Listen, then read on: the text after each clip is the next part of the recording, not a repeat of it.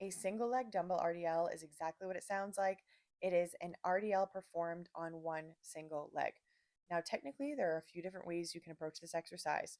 For the purposes of this exercise, you are going to be supported for the exercise. So you're going to make sure with the opposite arm, the opposite hand, the one that is not holding a dumbbell, you're holding on to something.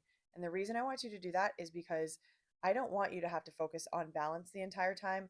I want you to focus on form and focus on being able to load the exercise.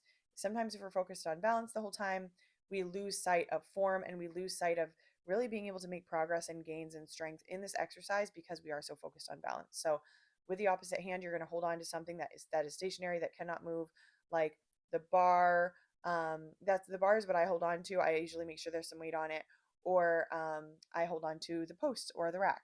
You can do that if there's something else in the gym that you have that you can hold on to that's secure. You can do that. You can also put a bench on an incline and hold on to the top of the bench. That's another great option. Now, for the exercise, just like a regular dumbbell RDL, at no point in time are you going to see how low can I get to the floor with this dumbbell. It has nothing to do with the exercise. All you're going to do is you're going to keep one foot firmly planted on the floor. That is the side, for the purposes of this, for the way we're going to do it, that's the side you're going to hold the dumbbell on. Whatever foot is on the floor, that's the side that's loaded. You're keeping your knee really soft. You're not going to lock it out on that working leg. And you're hinging toward the floor just until you feel that hamstring stretch. So you're not reaching toward the floor with the dumbbell.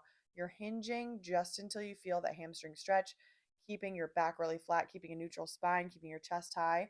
As soon as you feel that stretch, it's a glute squeeze to come back to the top. So you're going to hinge right back to the top where you started, and then you're going to continue and you're going to do the same thing again. As you're hinging forward, that back foot is coming off the floor and it's traveling up in the opposite direction. So honestly, think about, like, I don't know if you've seen one of those wooden birds that's like hinging down and back up, and that's what you're going to be for this exercise. You're going to go down until you feel that hamstring stretch. You're going to come right back to the top for the amount of reps that you're prescribed, and then you're going to do the same thing on the other side.